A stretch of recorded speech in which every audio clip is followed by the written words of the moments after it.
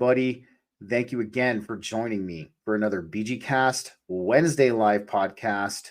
Rocking it with a 5 o'clock shadow tonight. I got home from work, got everything together for everybody here, and this is going to be a good one. So I have with me, all right, somebody I met on X. Okay, he goes by Urban Official. And me and this guy, we've been chatting with each other over the past, of course, couple months. He's actually sent a lot of really good information my way, and I really appreciate him doing that. And we have the topic he's going to be joining us for tonight. He actually brought to my attention the technical term for this. So what we're going to do is we're going to break this down, and we're going to discuss dialectical assassination and mind viruses. And I'm going to go ahead and bring Mr. Urban on right now. How we doing tonight? Hello, how's it going? Thanks for joining me, man. I really appreciate you being here and sitting down with me and chopping it up and kind of breaking all of this down. But before we start, Mr. Urban, why don't you tell everybody a little bit about yourself and your background? Honestly, I'm just a hobbyist. This is my first interview on podcasts, so I'm getting a foot in the door, if you say it that way. But I just do general research. I collect information. Technically, I do computer programming, web development. I'm getting into the AI scene and some application scene. But just a little bit of anything that interests me, really. I like to collect information, and I like to ask the question why. So anything that I come across, why does it work? Why does it do that? What's the deal with that? And I just follow down a rabbit hole until I figure out why. And I dig that, man. I dig that. I think a lot of us are kind of in the same boat here. We're hobbyists, but we're asking these bigger questions. We're doing this research, and we're bringing this information to the table. And I feel like people like you and I are actually some of the only ones trying to deliver truth nowadays. And that's hopefully that changes. But nonetheless, let's get into the topic. So dialectical assassination. Let's talk about this, because the one thing we see a lot of going on right now is this exact thing. I mean, we have people in our community constantly fighting amongst themselves. We have these key polarity events, I would say, that drive wedges not only between the general population, but people in our community and the other communities as well. So Josh, where did you stumble upon this technical term? And let's do a little bit of a breakdown together on what dialectical assassination is. Well, let me say one quick thing first, and then I will attribute that, and I'll explain it a little bit. First off, the biggest key to a mind virus, to this whole thing we're discussing, is that both of us have to admit right here at the beginning that neither of us are claiming to know the truth. We're not claiming to know everything or anything. We may be right, we may be wrong on some things, and if there's anything that is incorrect, we'll correct that. But we're not claiming to know the one true truth. We're just here to present some information, to talk about it, to think about it. And that's the biggest key. That is the most fundamental defense against the mind virus. So, um, dialectical assassination, the term actually came from an interview that I had seen with Fritz Springmeier. And who he is, you may know him, any of the people listening, from the 13 Bloodlines of the Illuminati book. He did a book and he did a genealogical survey. So he is the reason that we know the 13 families, or so they are called. But he did some massive research into that. He's a very smart guy, and he's definitely probably one of the best resources out there for investigating this stuff from a truly research standpoint. But he invented the term, I suppose, and he explained it a little bit. So we're going to kind of expound on his definition, because it made a lot of sense. Uh, Absolutely, man. And one thing I want to add, and I like that little the disclaimer you added, because one of the biggest things here on BG Cast is we're learning together. I am just in the same boat as you and everybody else. This is just us discussing ideas and learning about them together, man. So what I'm going to do real quick, Josh, is let me pull up a definition real quick for this, and then you and I can go to town, my friends. So let's do it. So I got right here. So I got the definition of dialectic. I'm going to pull up right here just so everybody can kind of get an understanding of that term. So we got originally a form of logical argumentation, but now a philosophical concept of evolution applied to diverse fields, including thought, nature, and history. So that kind of ties into what we're talking about. What do you think, Mr. Urban? Yeah, that is fundamentally the term dialectic that I'm kind of talking about. It really falls within the whole debate. You see this come out in debates. So if you're going to talk to somebody who might have a disagreeing opinion and you want to sit down and talk about it, that is kind of a form of a dialectic, and how you guys go back and forth. And as we know, that is fundamentally what has been decaying in society and the internet. It's the ability to have a logical discourse, a logical debate, a logical dialectic, without one person or both persons losing their cool, losing their temper, or just you know, people becoming separated. You've had families falling apart over this type of stuff. Absolutely. No, I agree. I think it's been a common thing. A lot of people say since Trump was elected, I think personally this started to really become a thing, and this the civil dialectic started to die down around 2012. I'd say around that period of time where we were cusping into what we would call the new age. I mean, what are your thoughts on that? You're right. 2016 actually was a interesting year. I mean, having witnessed it, I was little. I was my teenager. I was a teenager at the time when Trump was elected. But I watched it and I thought it was really interesting to watch it so kind of closely. And I definitely agree that since 2016, there has been a decay of some sorts. We could say loosely dialectic. It's been dialectic, but it's also been in many other areas. So we'll just use it as a loose term. There's been this decay in the way that people speak to each other and their ideas on certain things and just the way they present those ideas. And there's just been this kind of corruption from the inside of this thing. It definitely seems like that started around 2016.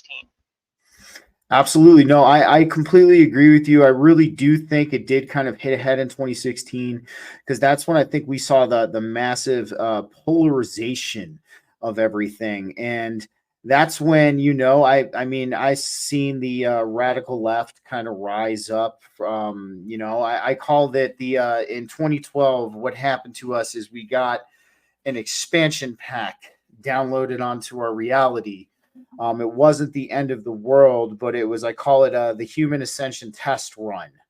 And I've noticed since 2012 that you see this, what I would call this cacophony of this kind of stuff starting to manifest and kind of take hold, not only in the human collective, but, throughout, I mean, everything. I mean, what are your thoughts on that? Yeah, there's a lot of factors that play into it. I think another fundamental, excuse me, a fundamental reason this is happening is how prevalent social media became in that time. Social media has really, um, it was around for a few years before 2012, no doubt, but it really after 2012, you can see a noticeable difference in the landscape of the internet. The majority of people are now on a handful of platforms, and I think those platforms and social media as a general actually functions as what's known as a Skinner box. This is from B.K. Skinner, who was a behavioral psychologist, I believe. And his idea was that he put animals into this little box, and they had little levers where they could press to get food or whatnot. And the idea was that these animals would condition themselves over a span of time. So, in the social media sense, as a Skinner box, social media acts as a societal conditioning. It is a contained system wherein society is actually conditioning itself over time. You kind of hit the nail on the head there. I've been saying for a long time that, I mean, at least over the past 3 to 4 years, I've noticed the social media, especially TikTok, almost become kind of a mainstream media for people in our community. I mean, what do you think about that? That's the epitome of it. I didn't even bring up TikTok, but yeah, let's go from 2012 to 2016, and TikTok wasn't quite here yet, but you're starting to see that what you just mentioned. You're starting to see social media start to be the primary source of people's news and their information about the world. You know, previously this would have been from cable news. It still is to some extent today, but we definitely know that those numbers are dropping very quickly. TikTok comes along, and TikTok really knocks that into overdrive. And that's where we're at today. You see, TikTok has become the most popular app. Uh, I don't remember what the statistic was. I know it's one of the most popular apps um, that there is out right now. And the fact that it is now acting as a news source for people, a primary news source, that definitely is part of what we're talking about here. And, before we hop into this article, I want to run this thought by you because I know you're on this wavelength. I feel in a lot of ways that this is purposefully done. And I kind of use this kind of a little description to kind of, get people's brains into thinking about this because, we look at the US black budget. It's a ungodly amount of money. Right. And, we know about the CIA and what they did as far as mind control techniques and all of their mind control experimentation and, their manipulation experimentation.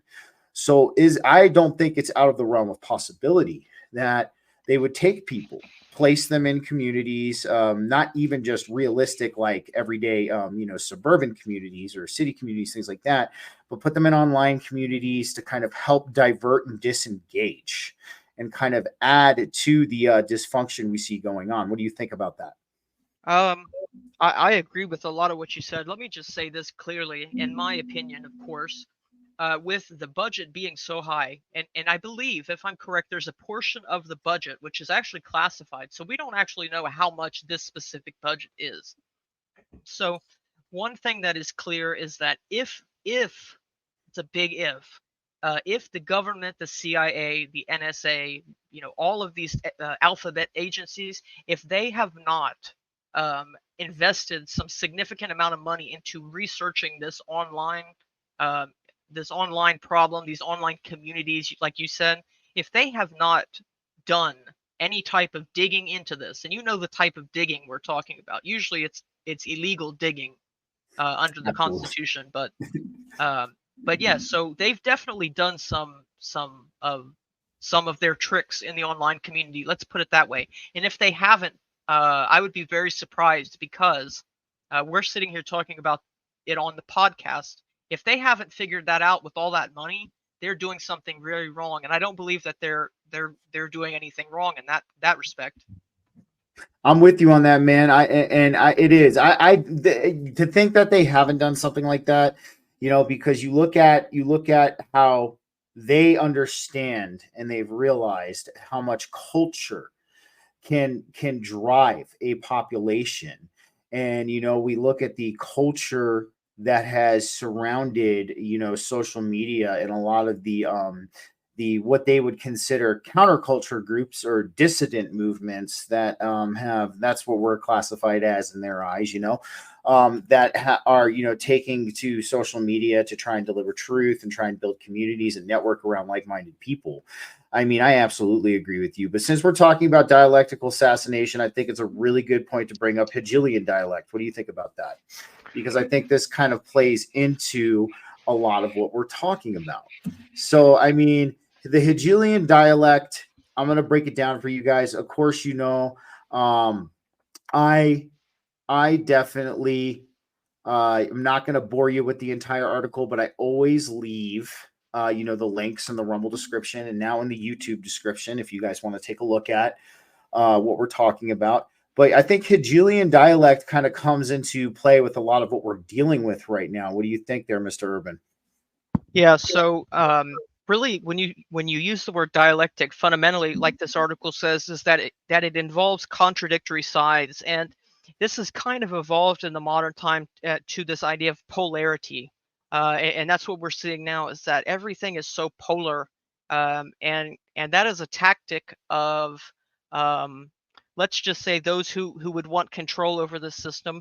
To gain control, the first step is to polarize, to divide and conquer, because, as we know, their strategy is to play both sides. So what they'll do is they'll divide the dialectic, the argument, and then they will kind of infuriate both sides to the point that they're arguing with one another, and that and dialectical assassination, they really just lose sight of what they're talking about at a certain point. They're so polar, and they're so against each other, that what happens is people stop looking at the facts, people stop trying to find reliable sources, stuff like that happens, and that really all happens due to extreme polarization, and that's the key word for the modern dialectic: extreme polarization. And no, I'm with you, and it's funny because it not only affects people on opposing sides, it affects people in our community as well. And this is where I feel, you can add, or say whatever you want when I'm done here. I feel that that a lot of these events, some of them are targeted specifically at our community, because even though people in our community, we're very much on the same wavelength, we have very similar thoughts and ideas when we're talking about this stuff, but there's still a lot of key breaking points, or what I would call key division points, that still kind of exist in our community. What do you think about that? Um, Say that last part again. I think I kind of missed that. No, you're all good. You're all good. So basically, not just on opposing sides, we're dealing with this dialectical assassination, but we're even dealing with it in our own community. And I feel that a lot of these events that occur, certain events, are targeted directly at us. And I like to bring up the Israel Hamas incident, that occurred not too long ago, because I've never seen, aside from flat Earth, or in the flat Earth concept, I've never seen our community, so divided after this happened. So I feel that what they do is they purposefully will not only keep the consensual population divided and in dialectical assassination, but any kind of counter to what they're doing, they are also doing that as well. I'm actually glad that you added a couple extra details, because I kind of have a good answer for you now. Awesome. So this is, at the end of the day, this is a very high dimensional, almost four-dimensional chess game that's being played. To the extent that everything has a purpose that could be useful at some time. Now, that research that we mentioned before, those black budget research projects that could hypothetically be happening, they're approaching this from that stance. They're looking at this, the internet, and they're seeing, what can we do with these communities? How best can we use these communities to our advantage, whatever that advantage is? So the idea is that no matter what happens in the world stage, it's going to serve a purpose that was most likely planned. Where interests converge, a conspiracy is irrelevant, meaning wherever two people have something to gain in the same place, there's always going to be a conspiracy. You don't even need to consider it.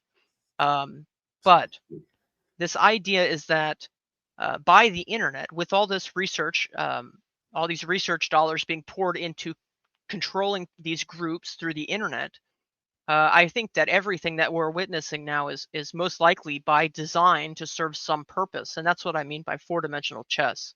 Um, it depends on racial groups, gender groups, the whole gender movement. It's a four-dimensional dialectic, if you will. Absolutely. No, and dude, you hit it really home, because it is. It's insane on how we're looking at all of this kind of unfold. And the hypothetical black budgets, they do. And so, and that, you brought up a very good point that I bring up in my show a lot, is human psychology, human nature, and the psychology of governments. And you kind of just added that up. When two people in the same place have something to gain, a conspiracy is just what it is. And I think that's what a lot of people fall short with is, if you look at, human nature, human psychology, and the psychology of governments, that alone, you can potentially prove most conspiracy theories true. What do you think about that? I think that's pretty accurate. I'll say from experience, what I've witnessed the most is that you really have a major polarity between the people, and typically it's a young versus older people. You have this polarity in people who are willing to accept that possibly the government doesn't have your best interests at heart all of the time. And then you have usually the older crowd, and what they have been conditioned and programmed throughout their lives, through television, music, etc., to have this Americana image where the government is not capable of doing anything bad. And that's a primary polarity there that is really making it hard for some people to wake up. But yeah. 100%. No, and I agree with that. And and that's one thing too. I mean, you look at a lot of the older generation. There's ones who are awakened there. But a lot of them, I don't give the boomers too much crap. But the one thing I will say is this: they were raised on propaganda. And now they are being greeted with information that kind of destroys the notion that the propaganda was real. So it's like almost like they're pulling they have the 4-foot splinter in them, but they don't want it pulled out. They're like, no, keep it in. I want to keep the 4-foot splinter in. So go ahead. Yeah. So to some extent, it's got, so like you said, that propaganda, and this comes in many forms. There's a lot of different type of propaganda, but I'm not going to get into that.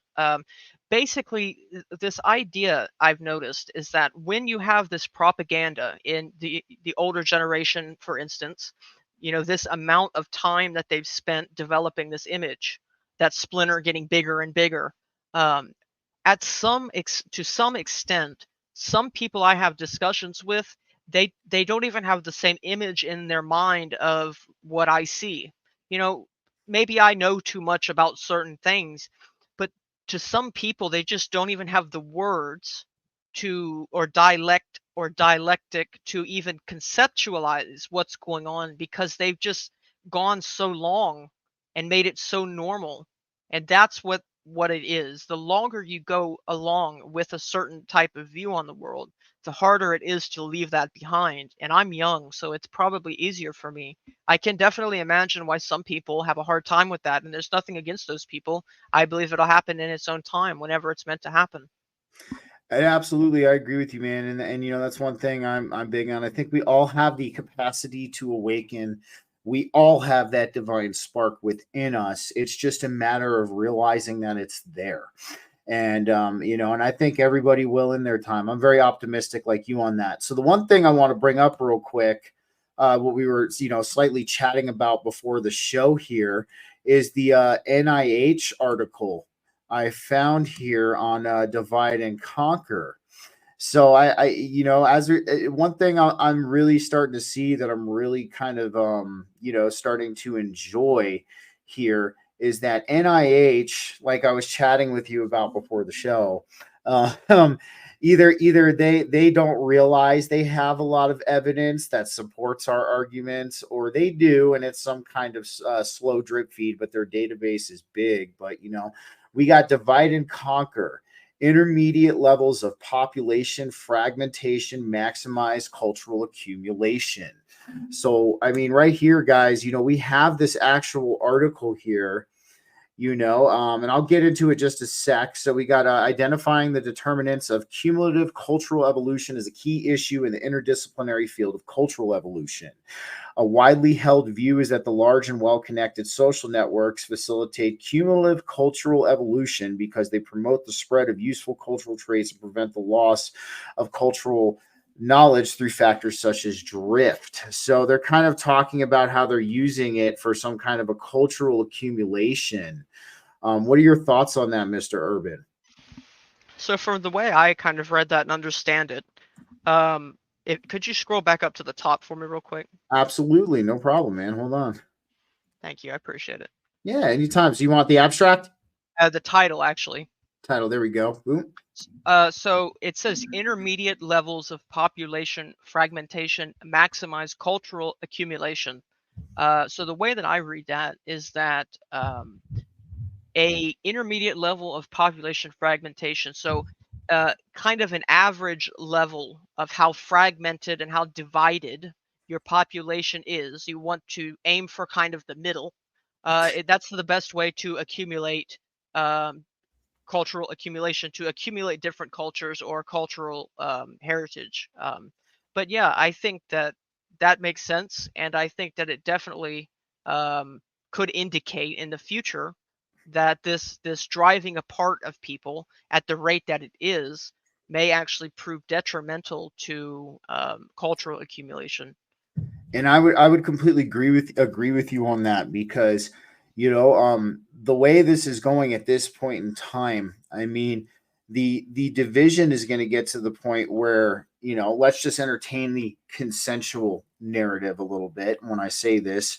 So, a government, let's say we have a government, and they have to keep their population at least somewhat divided in order to maintain control. But if you make the population too divided, you're ultimately going to end up losing that control, because the population is going to start fighting themselves. And once they start fighting themselves, then your control of the population kind of goes to the wayside. What do you think about that statement?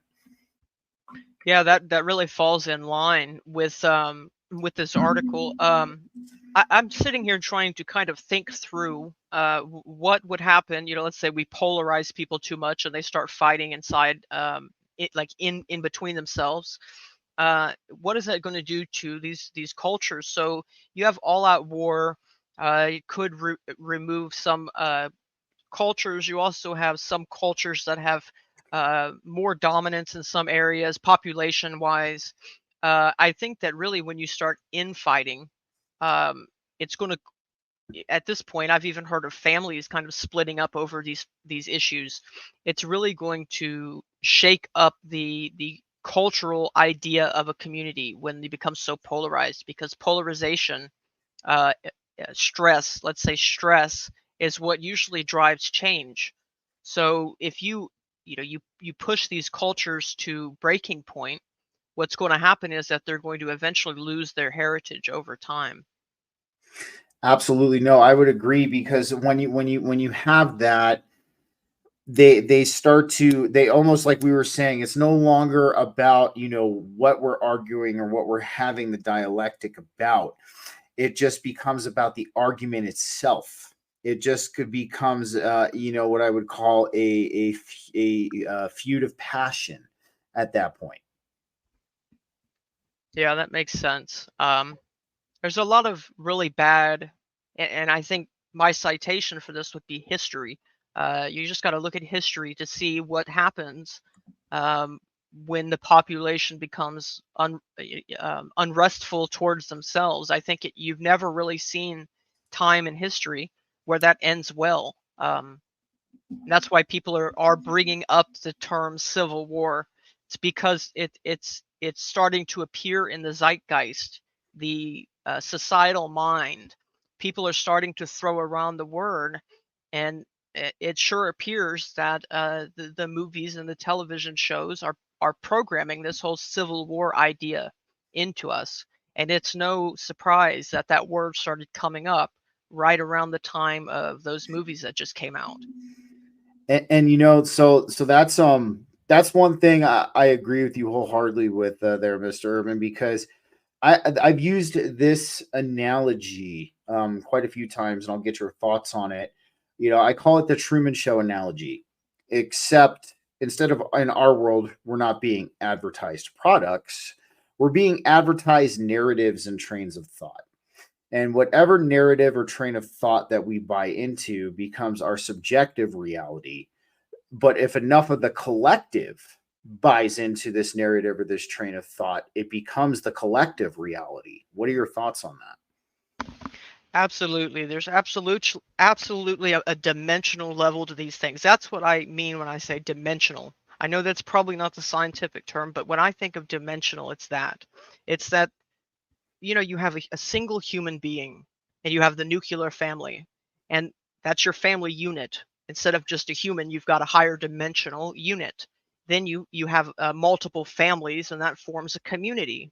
That's a higher dimensional unit. So that's what we're talking about when we say higher dimensional.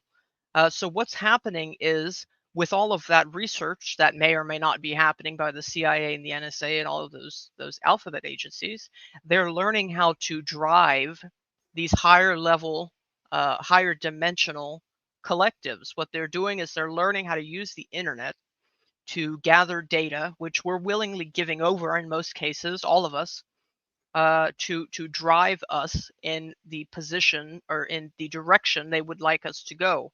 If they want us to buy certain products, they have all this data on us plus AI. They're developing a programmatical interface for society, and that's a very big idea. I know it might not be easy to understand when I first throw it out there. I'm a computer programmer, so when I say that, there's a lot that goes behind it. But they're developing methods by which they can flick little switches and do little tiny adjustments to move society in a specific direction. They're creating a method that allows them to drive society. They've thrown a saddle onto society in the metaphorical sense. And no, you're right. So, and even kind of touching on the 4D chess, I've actually, I've, the term might not be correct. I've actually kind of called it 5D pragmatism almost to a degree. It's because they are somehow able in some way, shape, or form. And I'm starting to get how they look at this. They're able to see a cause, and they are able to enact that very simple cause to elicit just such a massive effect on a grand scale. What do you think about that?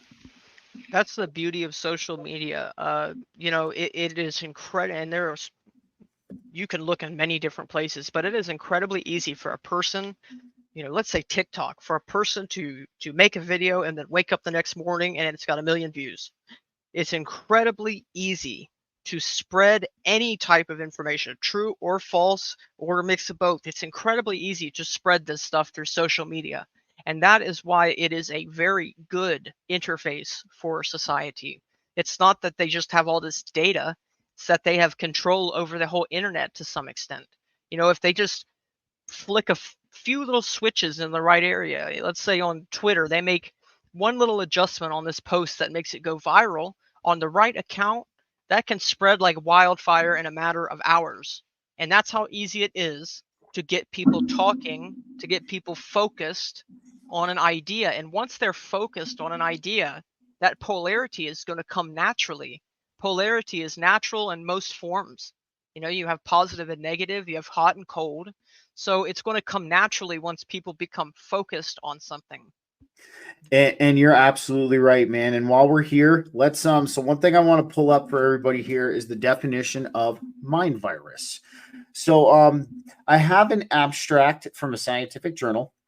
Or it's actually from a book that Richard Dawkins wrote. Don't get me wrong, I'm not a huge Richard Dawkins fan, but I think this kind of sums up the definition of a mind virus to a T.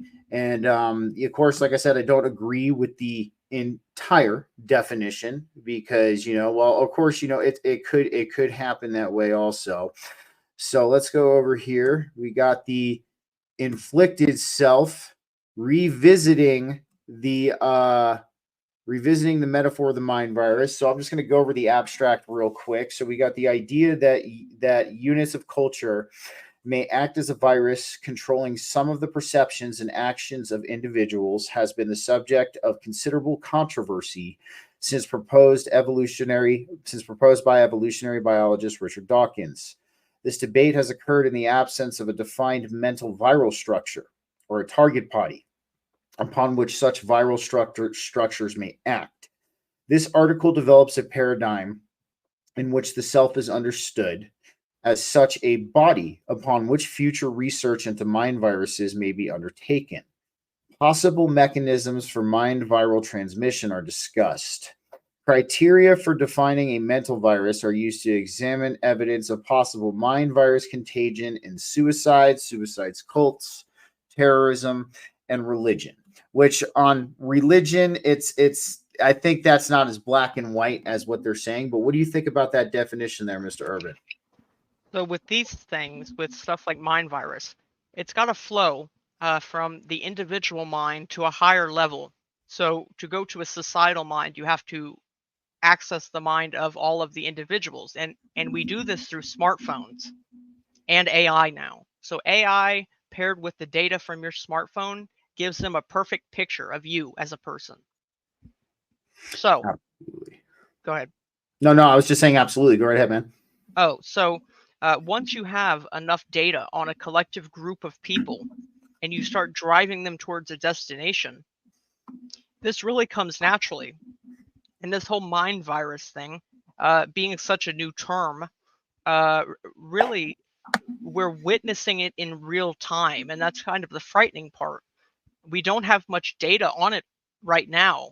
But from what I am seeing, there is definitely this decay in the behavioral of people on the internet, and from what I witness on the internet, and it comes in the form of that dialectic, the way people are talking to each other, how on the edge they are, etc. But it definitely does indicate that there is some type of mind virus potentially going around. And no, I 100% agree, because we can see this, with our own two eyes. I mean, we have somebody who has an opposing idea, or, has a different viewpoint on a certain topic.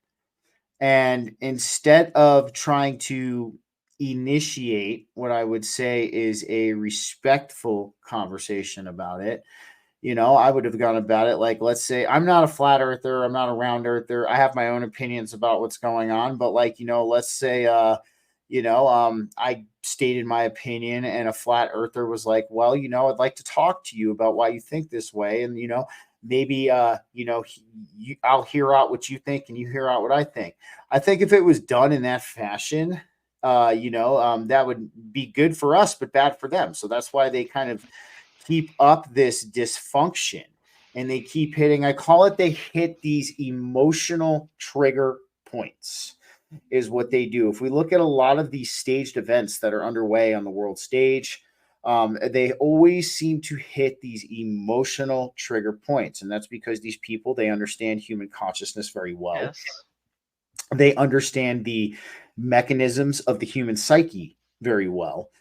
So that's why we see almost every single event hitting that emotional trigger. What are your thoughts on that? So I'll give a little bit of an example, but you are right, spot on with that. So I have some family who is on the other side of the spectrum, and I don't necessarily care about who they vote for or nothing like that. But what I have witnessed in terms of this mind virus, even in those older people, and let's just say they're not on the internet as much as you and I are. They're on Facebook, and they watch a couple of videos, but nothing like you and I are. Mm-hmm. So they don't see a lot of information. But they have gone from, just basic politics and, oh, I like this guy, you like this guy. But recently they have become so focused on the character of Donald Trump, not who he is, but just Donald Trump, the name, that guy. And they've taken focus, and they, like I said, on our other example, you direct focus towards one thing. And then what they're doing is, like you said, they're hitting those emotional trigger points. They're focusing everyone on one polarizing topic, and then they're sprinkling in little bits of, it's just a television show. Think of it like a television show. They're amping up different bits of drama so that polarity goes from just a little polarized to really polarized. They're pulling that polarization further and further, and they do that by directing focus and by controlling the narrative. And you're absolutely right. And I agree. I agree with everything you just said. I call it, I've used this analogy, is there's some people who just want to believe the movie is real. And then when you try to show them it's not real, they get very upset and they're like, "Hey, stop telling me the movie's not real. I want to believe it's real." What do you think about that? Yeah, and like I said in my example, that's kind of where I was at with those members of my family. Um, it's really interesting, that whole idea of stop. I don't want to hear any more about that. Obviously they don't even quite know that it's going to be, because they don't want their whole perception to come down. Obviously nobody comes right out and says that. But it's really interesting, because that is very true. You will hit a point with these people, and nothing against these people. You will hit a point with the people who are on the opposite side, who don't want to believe, where they will rather forcefully tell you that they don't want to hear anymore. And it really is like you hit that point. So that's very real. At some point, when you have enough evidence or enough sneaking suspicion, in my book, if I have a sneaking suspicion, I need to get hard evidence to make sure that I'm right or wrong. Very rarely will I argue something as fact if I don't have good evidence or have seen a lot. And unfortunately, it's a little bit of both. I've seen enough formal evidence, and I've also just seen too much. And the amount of things I've seen paired with the evidence gives me no other option but to conclude, most likely, the government does not have our best interest in heart. I would wholeheartedly agree, and I think that evidence, at least nowadays, is showcasing itself very blatantly. And I know you said you were a teenager in 2016. So I remember when I first woke up in 2008. When you were looking for this stuff, it wasn't as blatant as it once was, and I've noticed that now it has become so blatant that our government does not have our best interest in mind. But I feel we're talking about cognitive dissonance from that other side of the population coming into play, because they have fallen in love, like what you stated earlier in the show, with that belief in that Americana, that that this is just a perfect place, and that our government is beneficial to us, and wants to look out for us. But actions speak louder than words in my eyes. And when you look at the actions of everything that's going on at this point in time, you absolutely see, I think it's proving itself at this point. What do you think? So truly, what I've seen, this whole idea is gaslighting. We're being gaslit by the government, and I don't think that's a stretch to say. I think that's relatively factual. We're being gaslit. Now, we'll get to talking about this shortly, but I have my own theory that there is this whole narrative internet presence, and it's being done through AI bots. And I think what's going on is that we're being gaslit, and in order to gaslight us, in order to get away with it, what they do is they create these little miniature narratives. They can't get away with too much, but they can run a story with a few, fallacies and a few little bits of evidence missing. They can get away with that, and that might be enough if they, like I said, share the right post on the right account. Now, I think they're gaslighting us, and they're getting away with it partly because of that crowd who has the cognitive dissonance, and partly because it's so easy to get people, the younger generation who's on the internet, so easy to implant ideas, perspectives, and stories that may or may not be true in people's heads. And this totally applies to factual information. If you show the right crowd factual information, it can definitely affect their behavior. So Oh, it yeah. works on both sides. No, and I'm with you, man. So you brought up a very good point, because I've used this analogy. They most certainly are gaslighting us, and they have told us that they were gaslighting us. So they are really big on symbolism, and that's something I'm very good on picking out. So do you remember when they were trying to ban gas stoves and gas vehicles? So gas stoves, gas vehicles, gaslighting. That was what they were trying to. They were so subtly, with plausible deniability, kind of giving us a symbolic reference to what they're doing. Did you happen to pick that out? I had heard about that. I had heard, amongst other things, you're referring to this kind of green initiative. I won't speak on it broadly, but in terms of that, um, I think, yeah, really at the point we're at, what they're doing is they're testing the waters. They're seeing what will happen if they do this, what will happen if they do that. Can we get away with taking this whatever? Can we get away with doing away with gas? And whatever they tell us, it doesn't matter, because the business interests, the people who are millionaires and billionaires, who are way richer than you and I will ever probably be, they think about this completely differently than you and I do. So whenever there's this whole talk of banning gas, there's what we think, and then there's what's going on behind the business scene. What does this mean in a business sense? Does it mean that one company is going to be getting more profitable than the other? Who's getting all these contracts? There's a lot of angles to this, but I think we all need to unite, everyone, no matter what race you are, no matter who you're voting for, and we need to start looking in to that business scene. Okay, they want to ban gas. What's going on? Why do they want to ban gas? Don't look at your neighbor who voted for Trump and you voted for Biden. Look at the businesses who are, they are the ones driving politics, and everyone can agree on that for the most part. Even the cognitive dissonance crowd agrees with me that business is driving politics. They don't know how much, but they know that it's driving politics. So we all need to put our attention there, and we need to lobby and or not lobby. We need to really get behind and put an effort out towards regulating the financial industry. I would start with lobbying. That 100%, we do need to start regulating the financial industry. That's why I feel at this point in time. Before we get into what I was going to say, though, I want to bring up, and you'll probably appreciate this, Mr. Urban, because you and I have talked about this a couple of times. But I'm going to bring up the ultimate mind virus that's kind of plaguing our society. But the good thing about it is it seems like it's starting to break. So I'm going to pull up here.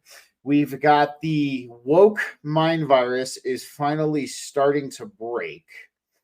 Over the last decade, what Elon Musk calls the woke mind virus has infected the American mind.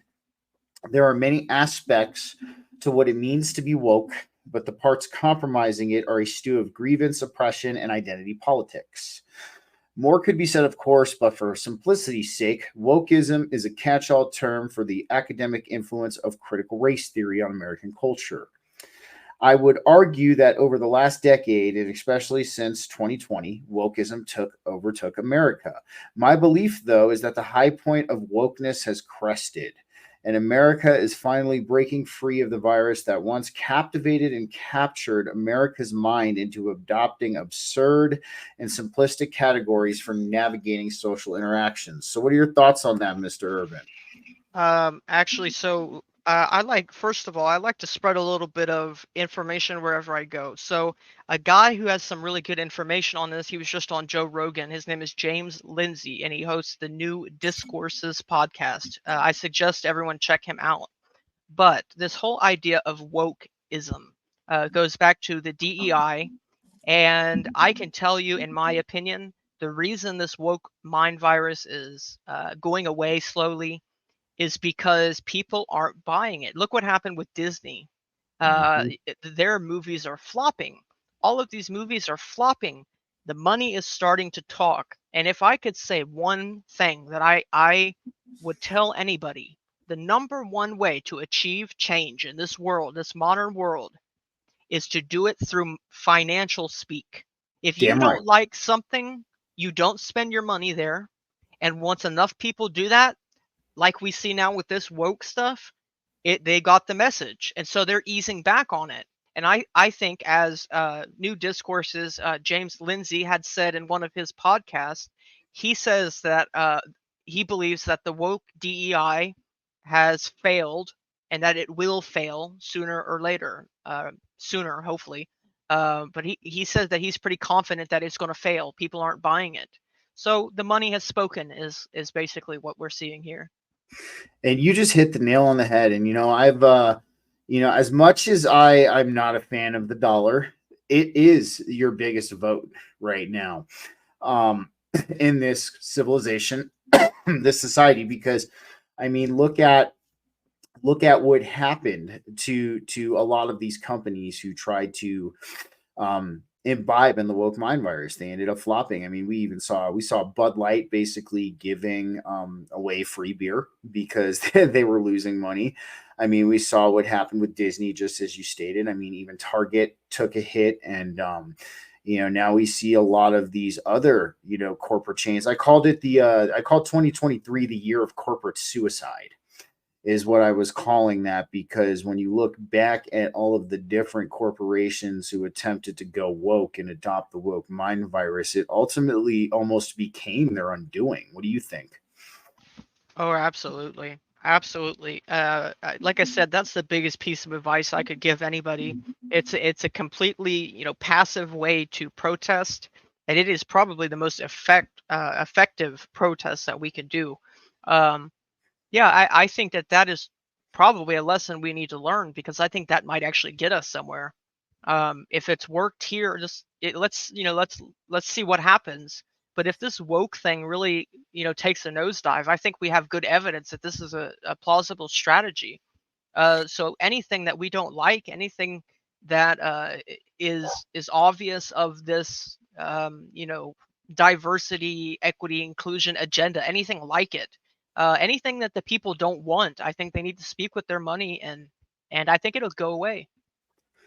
And you're absolutely right, man. And that's fantastic. And I think we need to start, kind of making an awareness of this with people, and start to kind of bring awareness to this fact, because I know there's a lot of people out there who still feel like their voices aren't heard when it comes to what they want in this society, but it just stops spending money on it, And so the one thing I want to bring up real quick is, what can we do to have more awareness of this so we can stop falling into their game, and we can start throwing them curveballs? Because I mean, my thoughts are this, and then I'll ask you your thoughts. I think that we have to gain the awareness of that fact that this is what they're doing, and I know a lot of people are still on the fence about having this awareness of what they're doing, because when those emotional trigger polarizing events come out,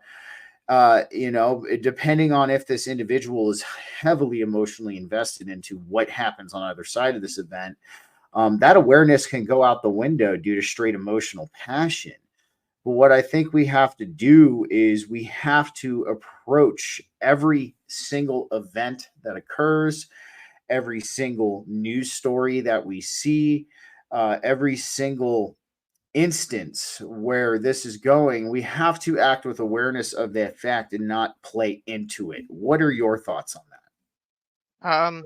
Yeah, and I pretty much agree with that. I have a question just out of the blue. Absolutely. How long do you think it will be until people of our age group inherit the U.S. government? That's an interesting question, and that's not a black and white one for me. I think it really dictates what we in this collective truly decide what we want in a world, because right now we're being shown a world that we don't want, and we're this is being showcased to us as plain as day, in my opinion. And the good news is, because I'm an elder millennial, I was born in 88, and a lot of my generation, whether they're at least halfway there. I'm gonna say there's some that aren't there at all, don't get me wrong, but a good portion of my generation is at least halfway there. They may have not exactly have come to the awareness about what's going on as far as the government. But what I do see showcasing itself is, I see this renewed interest in homesteading. I see this renewed interest in learning skills, things that are practical for the everyday world. I see a renewed interest in spiritual concepts that are outside of the organized Judeo-Christian religions.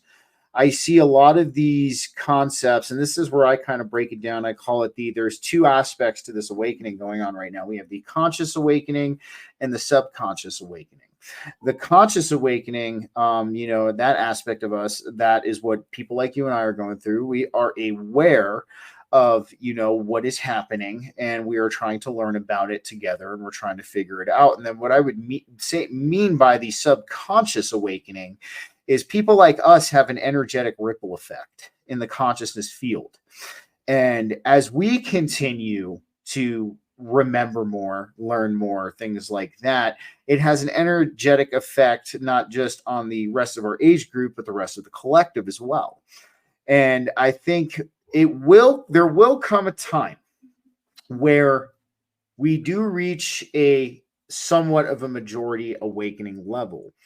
I think we're going to, once we hit 51% of the globe, at that point, we are now in a majority awareness of what's going on. And if that does occur, I do think what would potentially happen is my generation would come in. We would inherit some kind of government. But I think with this newfound awareness, that's now becoming more of a collective awareness instead of just a group of subjective awarenesses at this point, I think it would be done differently. And that's if we decide, I'm positively optimistic, just like you are. On the worst case scenario, we could have an instance where, we never get to inherit it. It's kept from us, or certain select people from our generation are allowed to inherit it because they're the ones who are either in on what's going on, or they have been conditioned to think what's going on is okay. Those are my thoughts. I'd love to get yours, honestly. Yeah, really, there is a fundamental problem in the whole government right now, and it borders on conspiracy theory level. But I think there's a blackmail operation going on, and that's the way you get in power. I did a case study, just nothing official, but I watched actually, he was a Democratic representative, and he had just been elected to his first term. His name was Jeff Jackson. And I liked this guy. This guy was great. He actually would sit down and talk to you like you were an adult, and he would be reasonable and explain what was going on.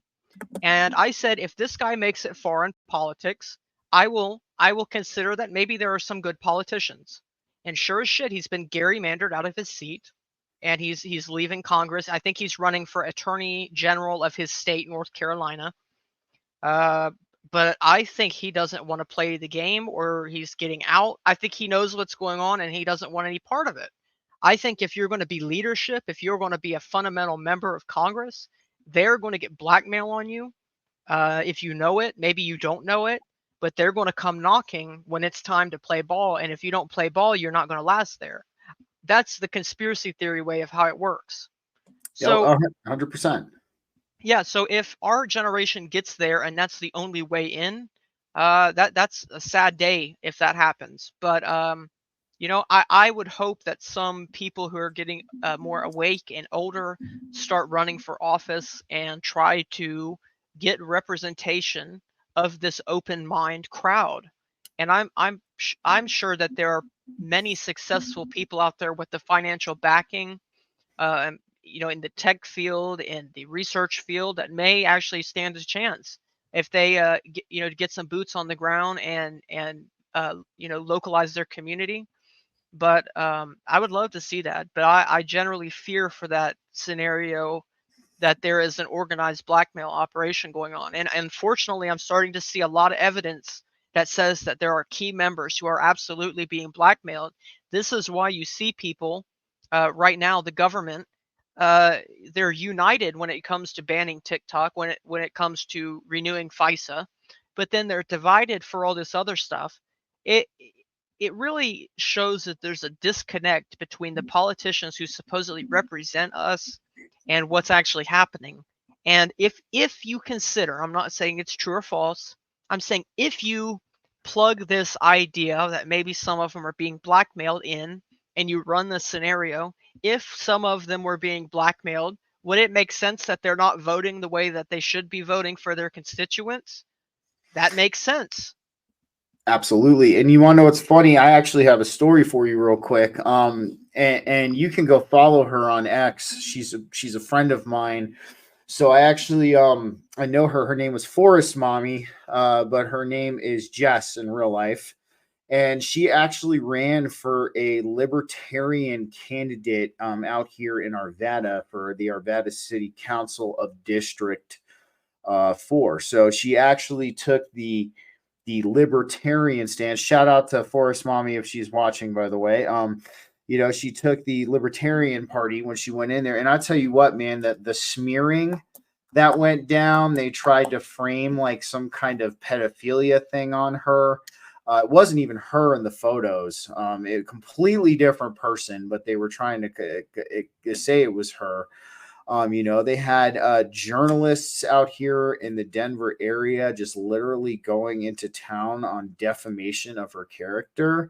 And I personally feel that she was the same thing. She was booted out of the race. I mean, I think they definitely they rigged that race in the favor of the other opponent. And I've even seen this on a local level, man. It's not even just in it's not just even in a federal and state level, and I think that just kind of gives a testament to how far, I'll borrow a quote from Charlie Robinson on this, that octopus goes, dude, how far that those tentacles go through not just federal government, but state government and even down to local and county governments as well. So, man, Mr. Urban, I got to start wrapping it up here for tonight. I feel like we didn't get a chance to explain everything and talk about everything, but I got to say this, man, you really impressed me for your age. How intelligent you are, how good at delivery you are about this information. And I gotta say, man, you knocked them dead tonight, dude. And I definitely want to have you on for a round two. And I potentially, because of how smart you are and your expertise in this, would want to potentially make you a part of BG Cast. And that's something we can talk about after the show. But real quick, man, we're definitely going to do a round two, but I want you just to tell everybody where they can find you and look you up and find your occult library and everything like that. Yeah, for sure. If you want to make sure to post the links, I will send them to you to post, or I don't know, maybe I could post them. But it's X at official Urbanus. It's URBANUS official Urbanus, no spaces. And I'll get him that link. Let's see. I wonder if I could join. No. Here, I'll send it to him and he could post it. Absolutely. I will post it, guys, in the Rumble, the YouTube, and I'll slide it under the X video too. All right. Yeah, And I said that for you. Yeah, I've got all kinds of free resources there. I post all kinds of free resources, just anything I come across. I'm down to share everything that I find. Absolutely, man. And I got to tell you, you just dropped it in the private chat right here. Yes. Let me bring it up real quick and just let everybody get a look. Let's pull this up real fast. So I got to say I dig the Donkey Kong. That's background. That's a little nostalgic for me right there. But here's his Twitter community, guys, his X community. Go ahead and give him a follow, man. He's always posting some really good stuff, some really, really good information, occult library. I mean, everything, man. So I'm going to say I highly recommend that if you're watching on X, you're watching the stream, go over and follow Mr. Urban here, man, and check out some of the stuff he has. I'm still not all the way through it, but I have to say, man, it's amazing. And I personally really appreciate that you're putting in this work and you're doing this and you're doing this diligent research to bring this to everybody. And I want to thank you for that, man. I appreciate it. I appreciate getting to have a little chat with you tonight. And yeah, I'm definitely down to do some more of these. I was a little unprepared. I didn't get to do all the notes I wanted to do, but maybe next time I come on, I'll try to structure a little bit better and we can get to a little bit more. But yeah, I'm definitely down for more. All right, so stick around, Mr. Urban. I'm just going to take you off the stage for a second, sign off, but then I want to chat with you for a second. All right, so just stay here. We'll take well, guys. That was a fantastic show, I have to say. Mr. Urban definitely impressed me over here, and I think we kind of really got a chance to break down at least what we could in the time slot. I did, 2.5 hour shows. I gotta cut it off at a little over an hour tonight, guys. I got stuff I got to take care of, but he will be coming on for round 2. I'm going to be talking with him potentially in the end of May, beginning of June, to get him back on. And other than that, I hope you guys found this useful. And I really think what we have to do, guys, in this community, in this collective, is we have to have awareness of the fact that this is going on, and we have to act accordingly. We cannot keep falling prey to that emotional trigger that they are throwing our way, because if we do, we're going to continuously just spin our wheels and get nothing done. So I think what we can take from this show tonight and what we can learn from is to, when we see a polarizing event occur, have non-attachment with it. Take a step back. Have that awareness that, hey, this is what they're doing. I'm not going to play into it. And the more people who decide to not play into it, the less effect it's going to have. So I want you all with me on this. We have to have this awareness of this fact. And I will continue to help you guys have this awareness of this fact. Well, guys, I am off here for tonight. I will be back next week. I have a really cool topic lined up for us that I will drop on Sunday. I will be on the End of Days Roundtable this Friday again, if you guys want to come over and check out Daniel and all of them over there at End of Days Radio. And I will be on Quantum Bridge Saturday morning. I've been looking at Quantum Bridge. If you're watching, here's a shout out. I've been looking forward. I've been talking with these people over at Quantum Bridge, and I'm looking forward to sitting down with them, having a conversation. Well, alrighty, everybody. You have yourselves a good night. Thank you again for joining me for another BG Cast Wednesday live podcast, and I will catch you all very soon. Take care, guys.